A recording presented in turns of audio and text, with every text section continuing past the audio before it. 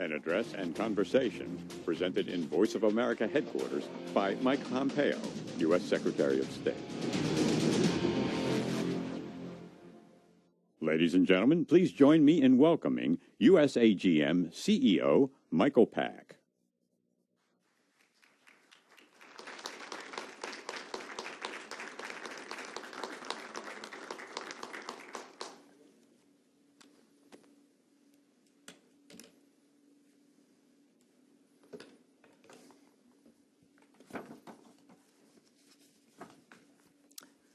Hello, and welcome to everyone joining us live, both in person and virtually all over the world.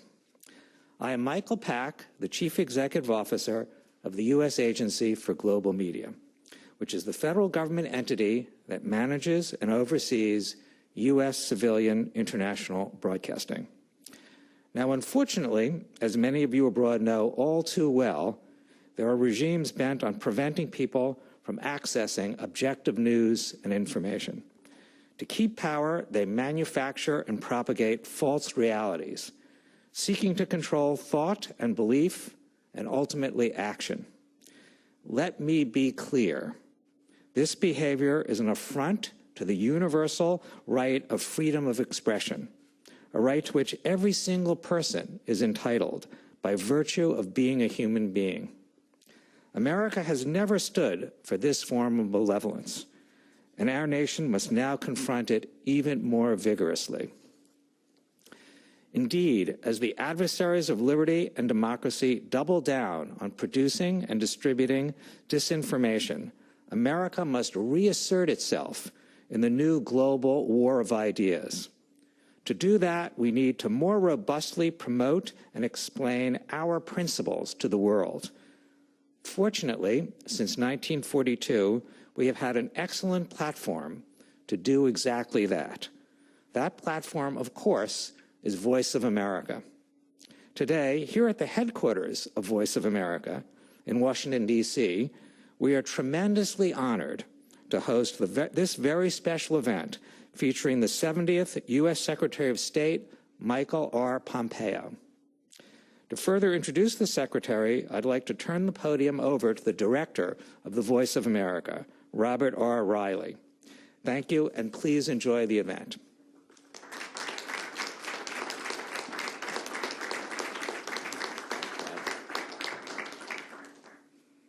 Thank you, Michael, and for your unstinting support. It's greatly appreciated. Welcome, everyone. I want to begin by thanking a few people who worked so hard to make this event a success. I begin with Eduardo Kaczkowski, who's the Director of Studio and Production Operations here at VOA, and his very hardworking team who, under the added difficulties of the COVID restrictions, worked so hard to get this job done. I want to thank John Lippman, the Deputy Programming Director, with his daily meetings for shepherding this all through and pulling it together, and most especially the Deputy VOA Director, Beth Robbins, for all the hard work she has done. Now, it's a pleasure to introduce a man who needs no introduction. I think I can do it with two words. They are Renaissance man. Why? Well, briefly, at the U.S. Military Academy at West Point, first in his class. A career Army officer, armor officer in West Germany. In an armored cavalry unit, he helped protect Western Europe against what Ronald Reagan had called the evil empire. Now, Ronald Reagan was known for saying some other things. He was very fond of saying there's nothing better for the inside of a man than the outside of a horse. It's been a long time since we've had horse cavalry, but with a little twisted emphasis on what he said, I've heard that the Secretary is occasionally heard to say, life is always better in an M1 tank. Well, after his military career, Mr. Pompeo went on to Harvard Law School, where he excelled with the Harvard Law Review. After law school, he went to Kansas and began a successful business career. He founded Thayer Aerospace, where he served as CEO for more than a decade. He later became president of Century International. From thence, he ran for Congress successfully in the 4th District of Kansas, and even as a freshman congressman, he had an outsized influence due to the depth of his knowledge on foreign policy and intelligence issues and his powers of persuasion. He was in his 4th term when the president called upon him to take upon himself the role of the director of the Central Intelligence Agency. And then in 2018, he was sworn in as the Secretary of State. Now, he's done all this while still being, at least from my perspective, still a young man. So we can expect much more from Secretary of State Mike Pompeo. I am so grateful for his honoring VOA with his presence today. Secretary Pompeo.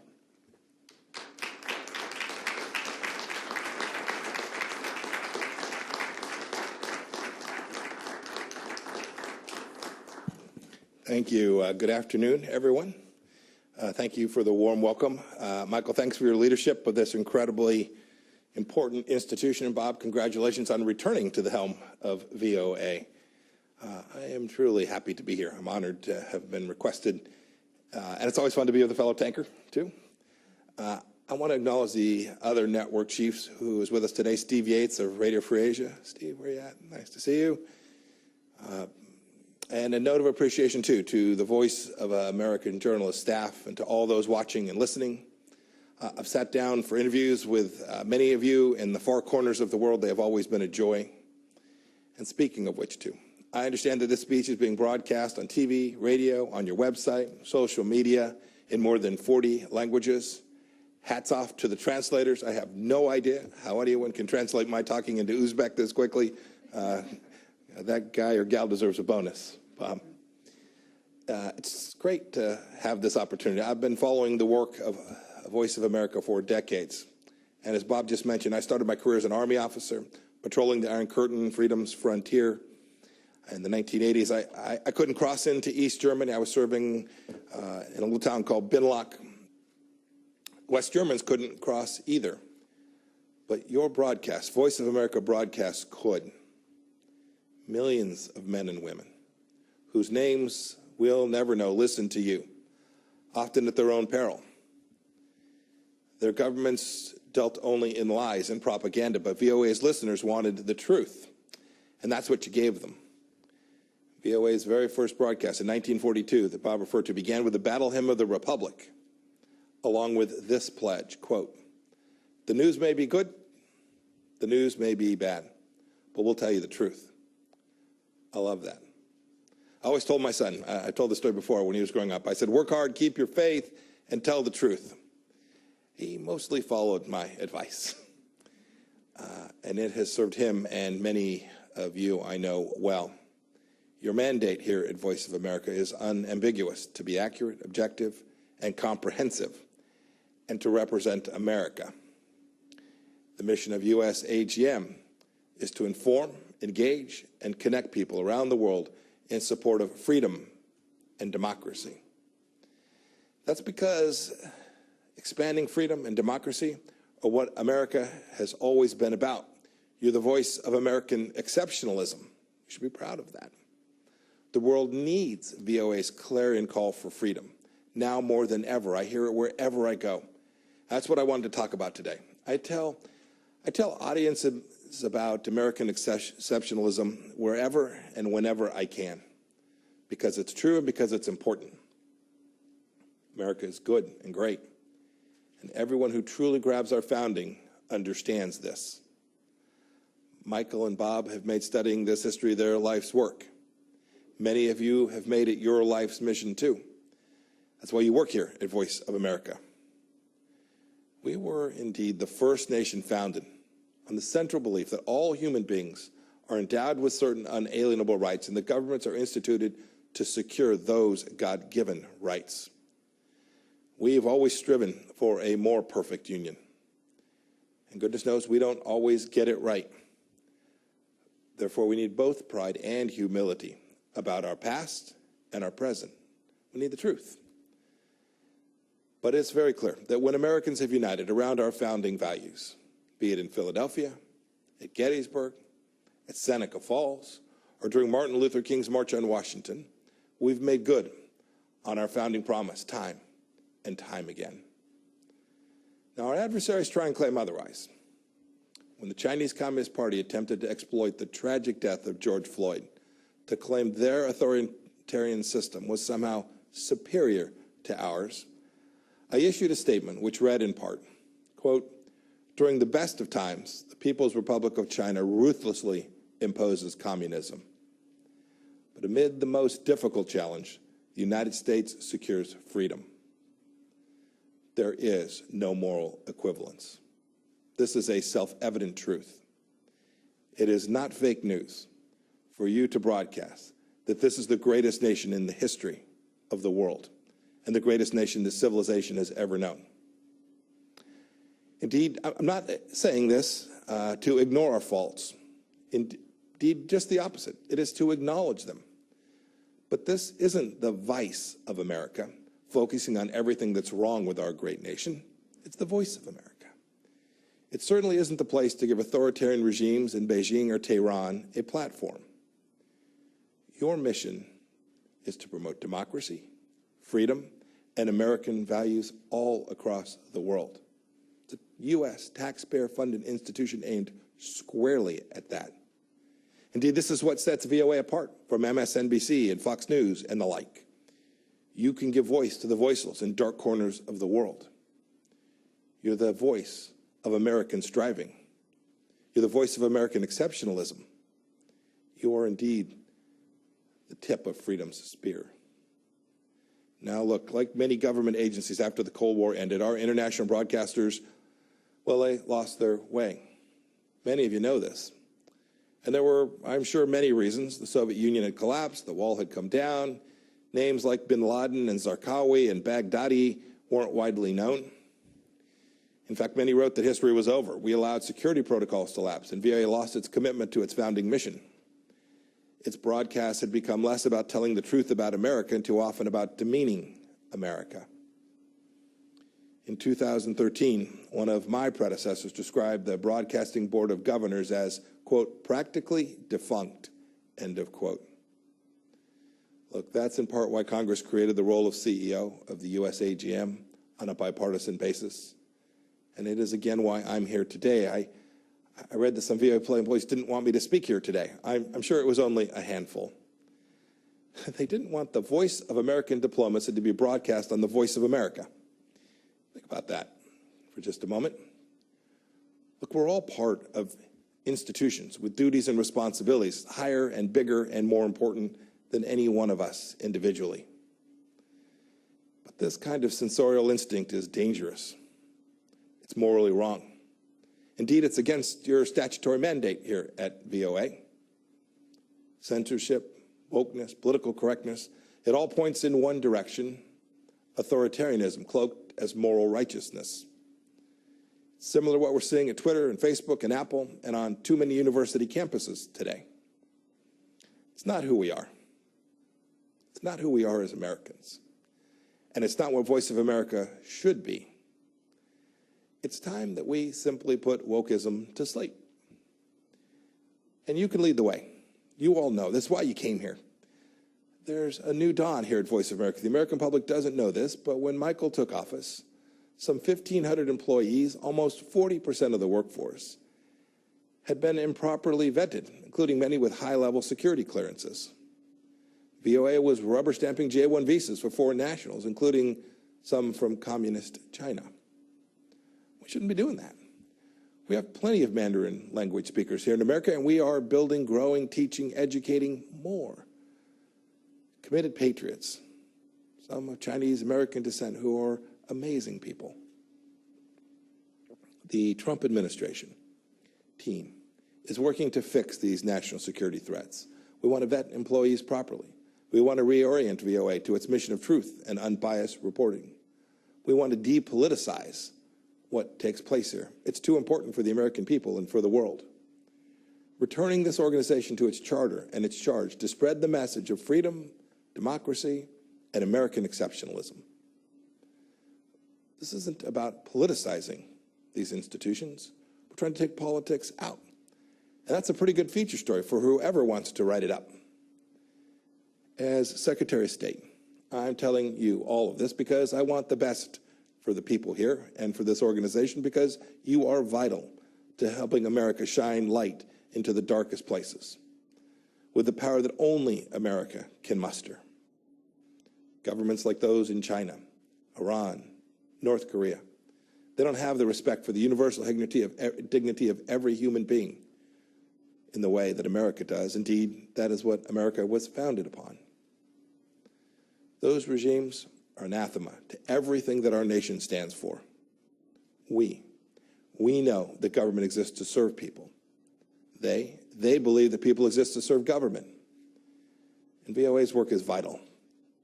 As I said before, the tip of freedom's spear. Every week, 278 million people listen to VOA in 47 languages. There are Iranians who are listening to you, wondering if they'll ever be able to shed their Islamist shackles. There are Moldovans and Ukrainians who want truthful reporting, not Russian disinformation and propaganda. There are Chinese citizens who are tired of a regime that's done nothing but brutalize them since 1949. There are Venezuelans who want to know the truth of the Maduro regime's corruption. There are oppressed people all over the globe who still turn to America for hope. Now, I know many of you, especially those of you overseas, continue and have done heroic work. Thank you. I want to commend VOA's Hong Kong reporting team, which faced political intimidation, harassment, and attacks, but still got the job done. My highest praise. Well done. You were behind the barricades of the freedom fighters telling their stories. You're upholding VOA's finest traditions and continuing to be the voice of American exceptionalism.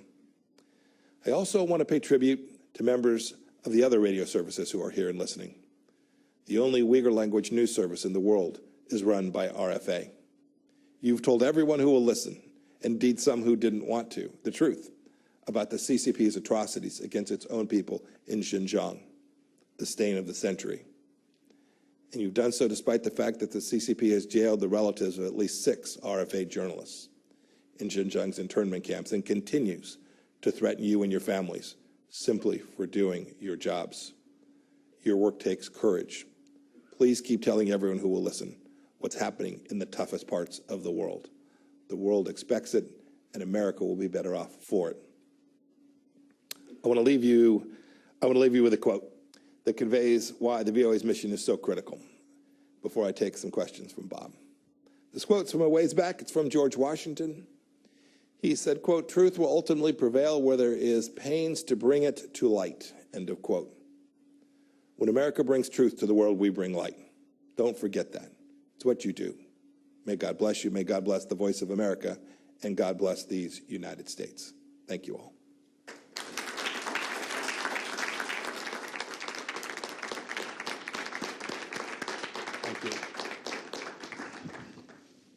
Thank you, Mr. Secretary. Some of the questions I have for you were fielded from our division directors who wanted to also have their input to get you to answer some of these. But let me begin with this one. This isn't a commercial media. We can afford to tell the full truth about America and the amplitude of American life and all of its facets. In your many travels in your recent years, what would you judge as those parts of America that are least known by foreign audiences that we need to tell them about? Yeah, you know, it's a really good question. If I have a chance in a moment where we are away from the formal business of the day, I'll often ask ambassadors or foreign ministers, when were you last in the States? What'd you do? Where'd you go see? The answer is almost always, I went to New York, I went to Washington, I went to San Francisco, or I went to Los Angeles. The adventuresome may have traveled all the way to Boston. Boy, that's not representative of all of who America is. I'm from Kansas. It's a different place in so many ways. It's engaged in different businesses. Its government is different. Its people think about the world in a different way. These stories from places other than the coasts are important. And that, that extends to rural parts of South Carolina, to Appalachia, to folks who live up in Minnesota and along our northern border along Canada. There are so many different facets of the United States that I think if you asked people around the world, they would only know this place we are here in Washington, or maybe our financial center in New York. I hope that you all get a chance to tell those other stories. And I'd add one last piece. It's not just geographic. It's not just where it is. You could find right here in Washington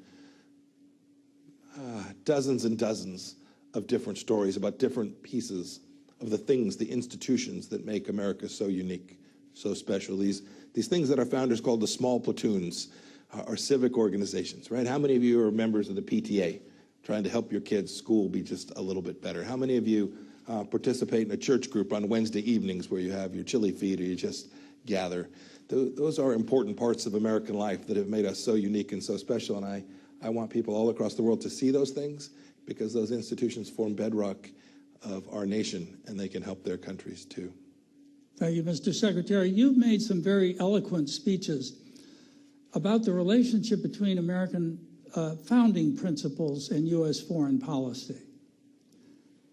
How would you prioritize those fundamental rights, some of which you referred to in your remarks, when you, with the limited time with foreign heads of state, want to have a clear message? You've been very forthright on freedom of religion, freedom of the press, freedom of...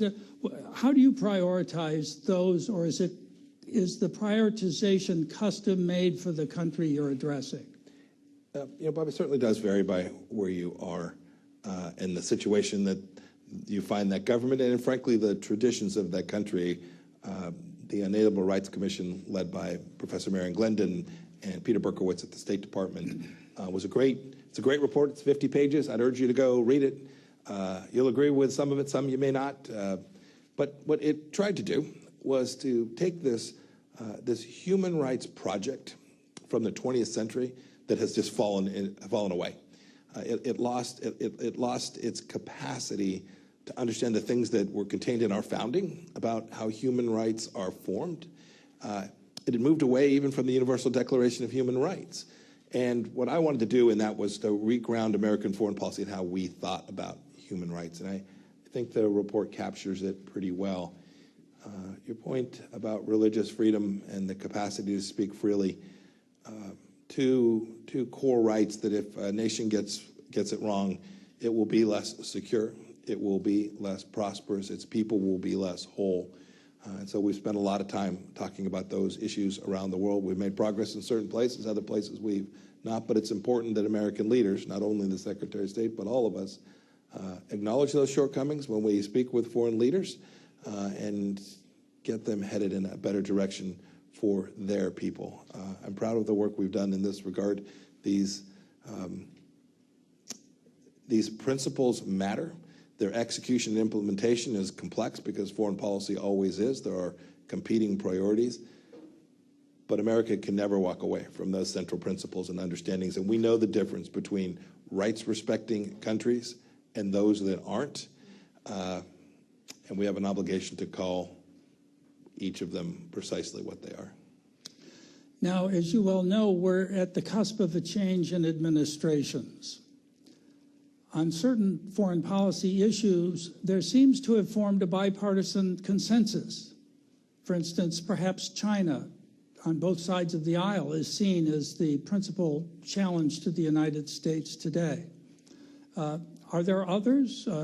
North Korea, Venezuela, Iran? On which of these do you expect some continuity with the new administration, and where do you perhaps see what may come as the biggest changes? Look, it's an important question. Leaders always want to understand that when you make a commitment to them that it will survive. We have elections every 2 years here, federal elections. We have presidential elections every 4 years. Look, your point about the threat from the Chinese Communist Party, I think, is right. President Trump rightly identified this when he started campaigning back in 2015 as the singular threat to the centrality of Western thought in the world, the idea that we're going to have a rules-based system that respected property rights and human dignity.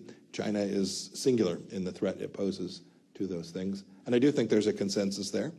I've worked with Democrats on many important issues in Hong Kong and issues, as I referred to the Uyghurs in Xinjiang and the atrocities taking place there. So I do hope that stays the same. I hope, too, even in the Middle East, even where the previous administration had a different approach with respect to the Islamic Republic of Iran, it's not 2015.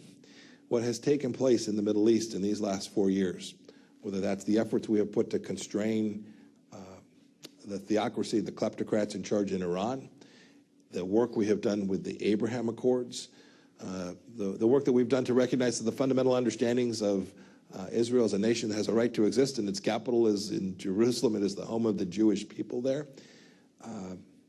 Those are things that I believe will be lasting, because I think the people of those nations want them to last, and I hope that the next administration will continue to build on them in a way that continues to build out peace and prosperity among all the nations in the Middle East. I'm hopeful that that will take place. I noticed over the weekend you signed a joint declaration with 4 other foreign ministers, Australia, UK, New Zealand, regarding the recent arrests in Hong Kong.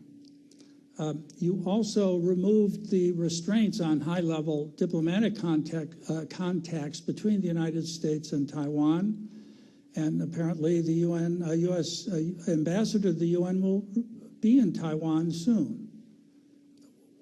What do you expect to accomplish with this flurry? Yeah, well, you know, flurry, I find funny. I should have chosen another word. But no, I get it. Look, I wish these things had been done a long time ago. These weren't rushed. These were considered efforts that we made, and they're an important part of the strategy that we've laid out with respect to how to protect and preserve American freedoms vis-a-vis the challenge that the Chinese Communist Party presents. Look, one of the core problems, I gave some remarks where I talked about China and said, no matter what it is they say, we must distrust and verify. And you referred to the arrest of these some 50 people in Hong Kong. The Chinese Communist Party made a promise to the people of Hong Kong, and they walked away from it. The Chinese Communist Party has a commitment, a set of understandings we have with respect to Taiwan. We need to hold the parties accountable to those commitments as well.